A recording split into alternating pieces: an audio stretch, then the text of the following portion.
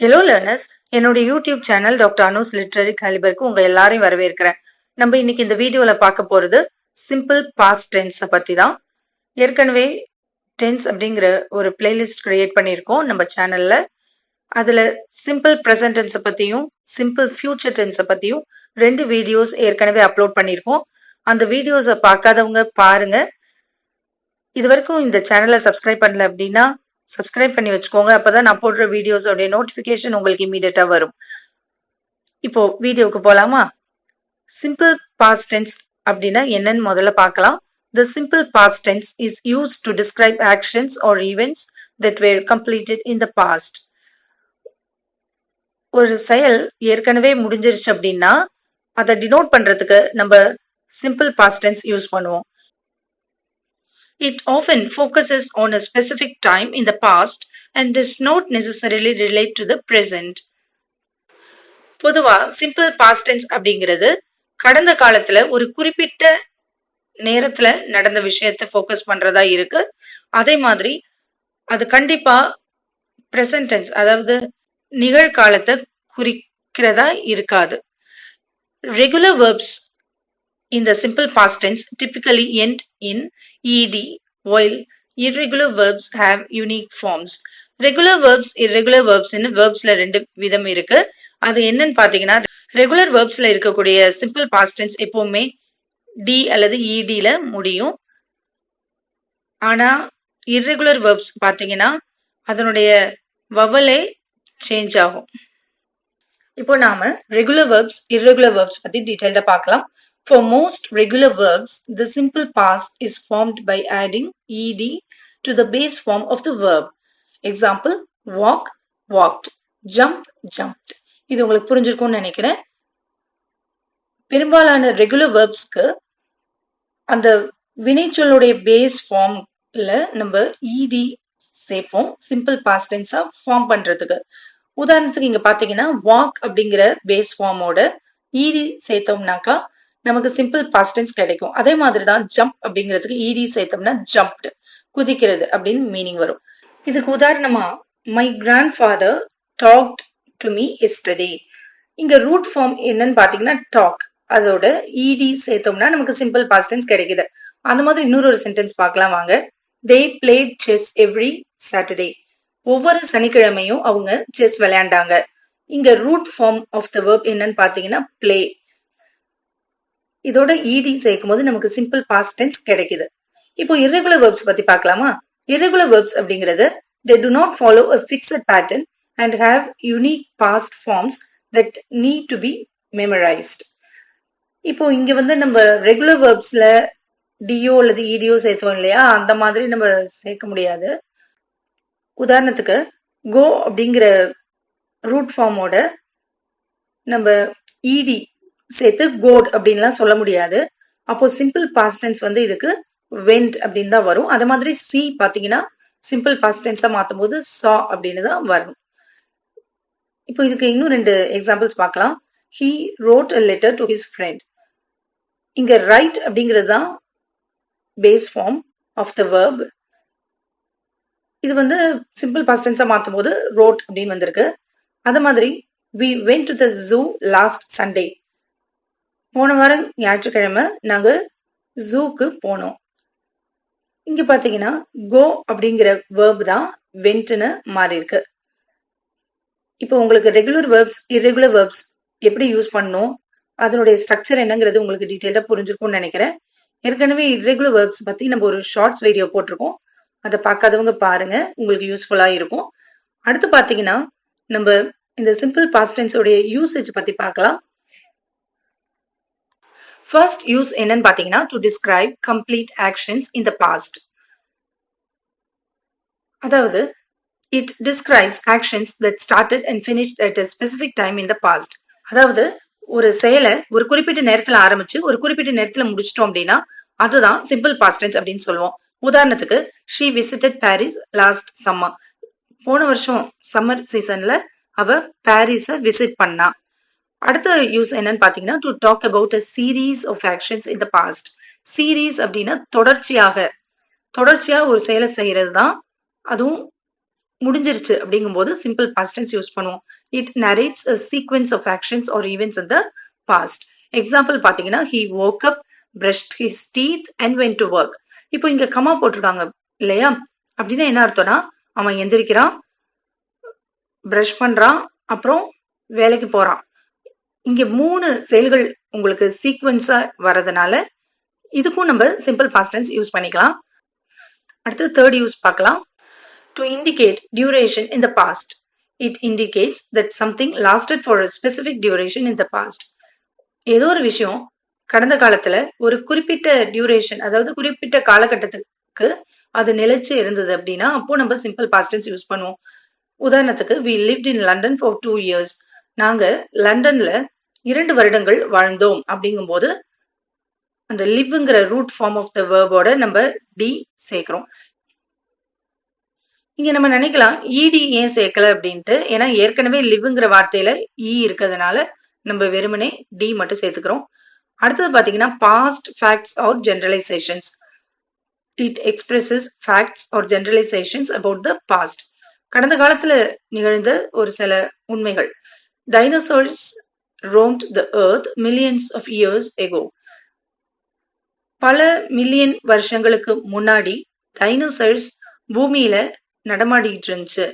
இங்க ரோம் அப்படிங்கிற வேர்போட நம்ம இடி சேர்த்தோம்னாக்கா சிம்பிள் பாஸ்ட் டென்ஸா அது மாறும்.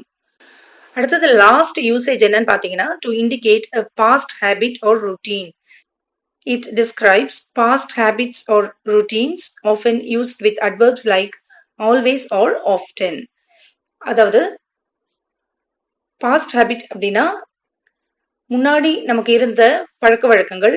இது எப்போதுமே ஆல்வேஸ் ஆஃபன் அப்படிங்கிற அட்வர்ப்ஸோட சேர்ந்து வரும். ஆல்வேஸ் ஆஃபன் அப்படிங்கறதெல்லாம் என்னன்னு பாத்தீங்கன்னா ஆல்வேஸ் அப்படின்னா எப்போதுமே, ஆஃபன் அப்படின்னா அடிக்கடி. They always played soccer on weekends. அவர்கள் எப்பொழுதுமே வார இறுதி நாட்களில் சாக்கர் விளையாடினார்கள். அப்படிங்கும்போது நம்ம பிளே அப்படிங்கிற வேர்போட இடி சேர்த்திருக்கோம். அப்போ நமக்கு சிம்பிள் பாஸ்ட் டென்ஸ் இங்க கிடைச்சிருக்கு. இப்போ அஃபர்மேட்டிவ் சென்டென்ஸ், அதாவது பாசிட்டிவ் சென்டென்ஸ்ல எப்படி சிம்பிள் பாஸ்ட் டென்ஸ் யூஸ் பண்றோம் அப்படிங்கறத பார்க்கலாமா? அதனோட ஸ்ட்ரக்சர் ஃபர்ஸ்ட் பார்க்கலாம். Subject plus past form of verb plus object. இப்போ நம்ம அஃபர்மேட்டிவ் சென்டென்ஸ் பத்தி பார்க்கலாம். அஃபர்மேட்டிவ் சென்டென்ஸ்ல சிம்பிள் பாஸ்ட் டென்ஸ் யூஸ் பண்ணும்போது அந்த சென்டென்ஸ் எப்படி இருக்குங்கிறத நம்ம பார்க்கலாம். இப்போ இதனுடைய ஸ்ட்ரக்சர் பாத்தீங்கன்னா subject plus past form of verb, அதாவது அது நம்ம வேர்ப் டூன்னு சொல்றோம், பிளஸ் ஆப்ஜெக்ட். இப்போ எக்ஸாம்பிள் பாத்தீங்கன்னா ரெகுலர் வேர்ப் யூஸ் பண்ணும்போது she played tennis yesterday. இங்க ஷீங்கிறது சப்ஜெக்ட், played அப்படிங்கிறது இந்த வேர்போடைய பாஸ்ட் ஃபார்ம், டென்னிஸ்ங்கிறது ஆப்ஜெக்ட். நெக்ஸ்ட் பாத்தீங்கன்னா irregular வேர்ப்க்கு எக்ஸாம்பிள் வந்து He went to the store last night. ங்கிறது இங்க சப்ஜெக்ட், went அப்படிங்கிறது past form of the verb, next to the store last நைட்ங்கிறது அந்த ப்ரெடிகேட். இப்போ நாம இன்னும் கொஞ்சம் எக்ஸாம்பிள்ஸ் பார்க்கலாம் அஃபர்மேட்டிவ் சென்டென்ஸ்க்கு. I visited my grandparents last summer. Last சம்மர்ல நான் என்னுடைய கிராண்ட் பேரண்ட்ஸ், அதாவது தாத்தா பாட்டிய சந்தித்தேன்.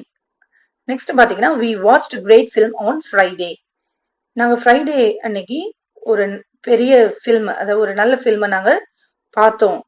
The cat chased the mouse around the house. வீட்டை சுத்தி சுத்தி வந்து ஒரு பூனையானது எலியை துரத்தியது. He read a fascinating book about history. வரலாறு சம்பந்தமான ஒரு அருமையான புத்தகத்தை அவன் வாசித்தான். இங்க பாருங்க, இங்க இந்த வேர்பை நம்ம ரீடுன்னு வாசிக்க கூடாது. ஏன்னா ரீடுன்னு வாசிச்சோம்னா அது பிரசன்ட் டென்ஸா மாறிடும். இதை வந்து நம்ம ரெட்ன்னு தான் வாசிக்கணும். She danced gracefully at the party. பார்ட்டியில அவ ரொம்ப நளினமாக ஆடினாள். அப்படிங்கும்போது இங்க டான்ஸ்டுங்கிற சிம்பிள் பாஸ்ட் டென்ஸ் வந்திருக்கு. ஸோ இந்த 5 சென்டென்ஸ்லயும் நீங்க நோட் பண்ணியிருந்தீங்கன்னா உங்களுக்கு நல்லா புரிஞ்சிருக்கும். Visited, watched, chased, read, danced, இந்த 5ம் simple past tense form. Next நம்ம நெகட்டிவ் சென்டென்ஸ் பார்க்கலாமா? முதல்ல நெகட்டிவ் சென்டென்ஸ் உடைய ஸ்ட்ரக்சர் எப்படி இருக்கும்னு பார்க்கலாம். Subject plus did not plus base form of verb plus object. இப்போ ரெகுலர் வெர்புக்கு பாத்தீங்கன்னா they did not watch the movie last weekend. தேங்கிறது சப்ஜெக்ட். யார பத்தி பேசுறோமோ அதுதான் நம்ம சப்ஜெக்ட்னு சொல்றோம். இங்க did notனு ஏன் சேர்க்கிறோம் அப்படின்னா இது நெகட்டிவ் சென்டென்ஸ். watch அப்படிங்கிற பேஸ் ஃபார்ம் ஆஃப் த வெர்பை நம்ம ஆட் பண்றோம். the movie last weekend. அவர்கள் போன வார இறுதியில் படம் பார்க்கவில்லை.